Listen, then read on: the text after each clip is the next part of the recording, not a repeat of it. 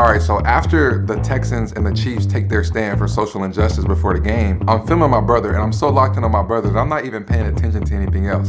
But as he gets closer to the bench and he sits down, I realize that all the DBs are looking at me. I saw Juan Thornhill and Tyrann looking at me, and obviously they like spooked. They're like, who the heck is that? So they're looking up at me while I'm filming, and out of nowhere I heard Tyrann say, kickoff sides. Yo, y'all twins. And I just start laughing. I was like, we've been getting that all our lives, dog.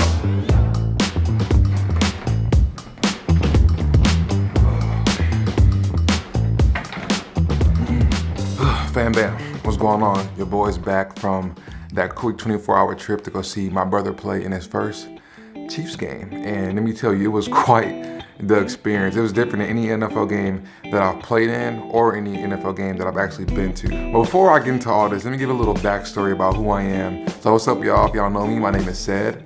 I was drafted to the Miami Dolphins in the 5th round, and my brother was drafted to the Seattle Seahawks in the 4th round. And now I'm done playing and my brother is still playing, so I still go see his games. And yeah, that's pretty much it. Now I know there was a bunch of like uncertainties about what was gonna happen with the NFL, like how are they gonna handle the social injustice movement, the Black Lives Matter movement, and also how are the teams gonna cover, COVID, like how are they gonna handle the games? And I was able to capture all of it. But while all that was going on, I cared about one thing, and I was going to see my brother play in his first Chiefs game, because my brother worked his ass off this whole offseason, was unsure of where he was gonna go.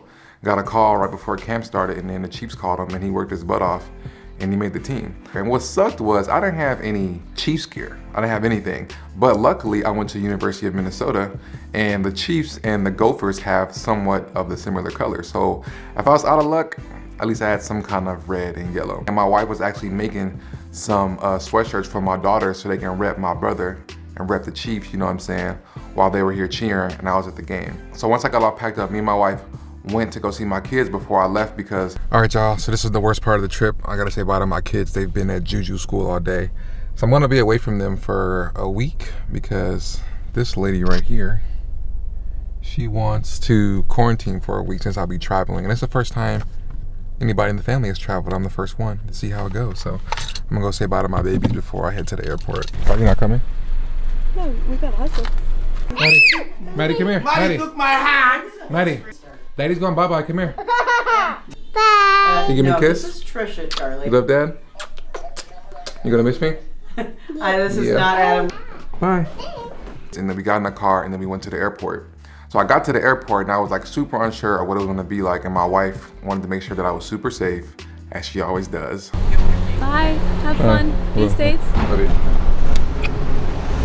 Wait, make sure to sanitize everything you touch. Sanitize your hands. I love you. Be safe. Be healthy. So I get into the airport, and the airport was like a ghost town. Like, I've never seen an airport like this. It was nobody there. There was no line.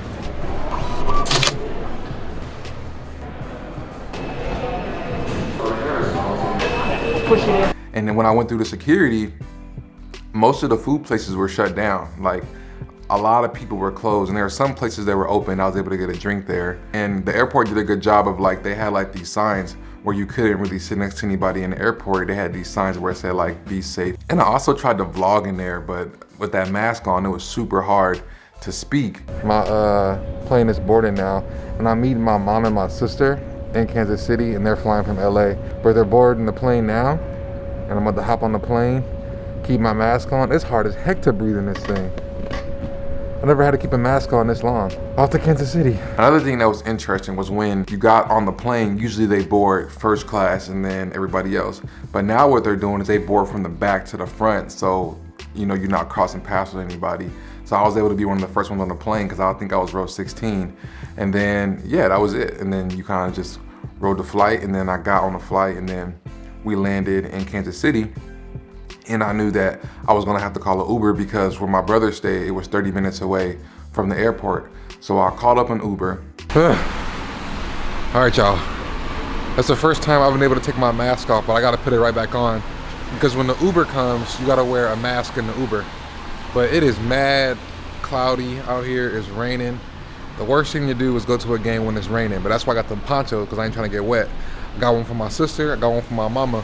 She's waiting for the Uber, and I'm gonna see my mama and my sister. The Uber dude was super cool. He was a guy, apparently he's gonna be on America's Got Talent in 2022. He's a country singer, so look out for him. I think his name is Anthony. And then after the Uber ride, I got to my brother's crib, and that's where I met my mama and my sister. And my mama and my sister, when we get together, we are some fools. We are some characters. Hi, mama! Hi, mama! Hi! What's in there? Sweet.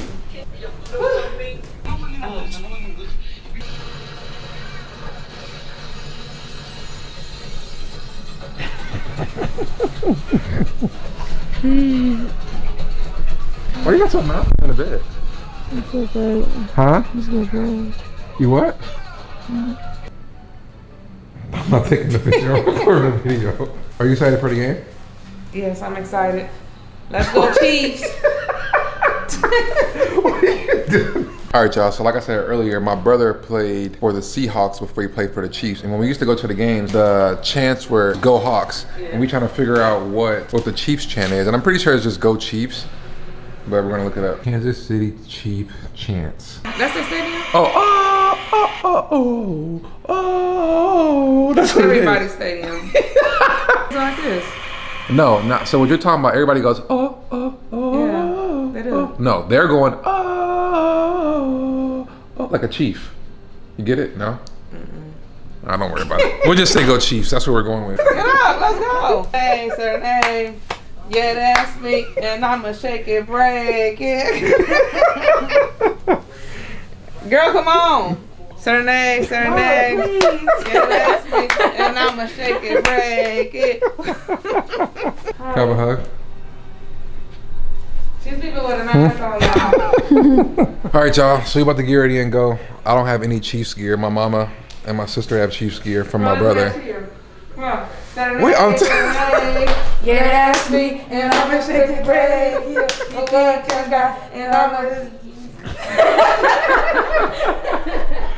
So when my sister was little and we played football, she used to cheer. That was one of the cheer dances that they used to do. But anyways, like I was saying, this is the only Chiefs gear I got. So this is what I got to work with. And I got us red ponchos, you know what I'm saying? That's another part of Chiefs gear that I got. My poncho. Where you want to see me? Put my jacket. Go Chiefs. Are you modeling too? Huh?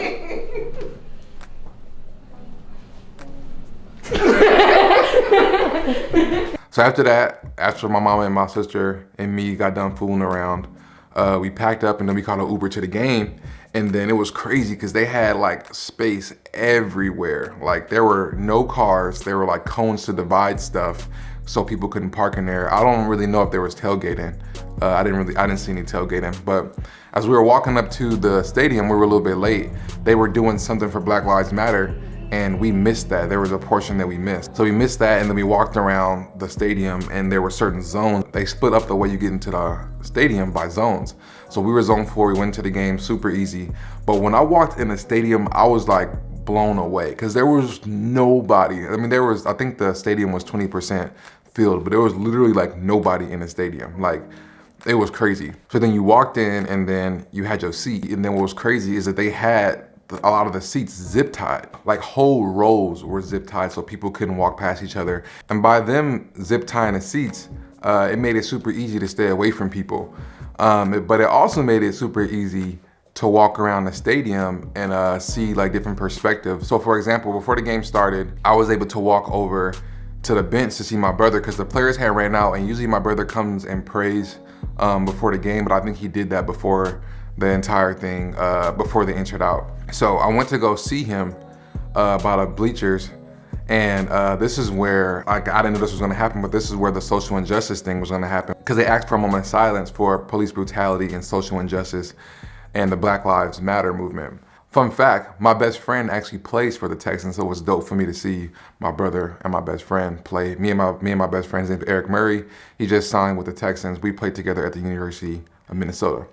Anyways, now the game starts, and this is where I'm like super lit, because I'm waiting for my brother to get in. He's behind Tyrann and Juan Thornhill, 2 fantastic players, and Dan Sorensen. So me and my sister and my mom are just watching the game. The Texans score first, and then we score, and then I don't remember the exact score, But my brother gets in during the second quarter, and this is where I'm lit. I'm like, dog, he's playing, and the first play he's in, he gets a tackle.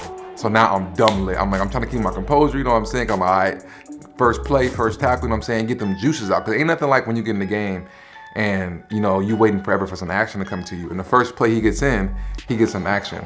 The next play, he gets some more action, and then it was one play, he almost had a tip ball pick. He went to make sure the tackle was secured, and then he didn't get the pick, but he'll get his pick in a couple of weeks, probably next week, you know what I'm saying? So I ain't even worried about it. My brother's a ball hawk, always been a ball hawk, even when he was at Colorado, picking stuff everywhere.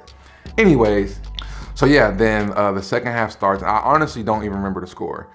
But this was the craziest part of the entire thing. Now, if you've been to an NFL game, you know that halftime is crazy because this is where everybody takes their bathroom breaks. This is where everybody gets food. This is where they get their beers.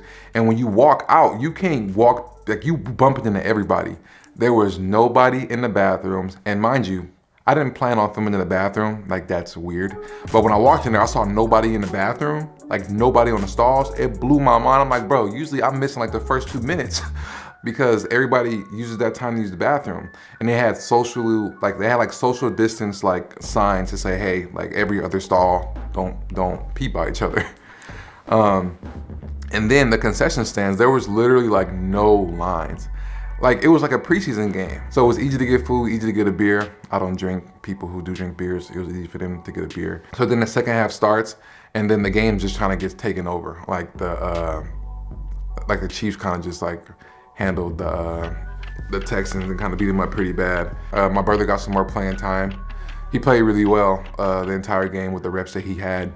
And then what was cool for me, the best part for me was when the game was ending, I was able to go over and film my brother and my homeboy Eric, and they met after the game.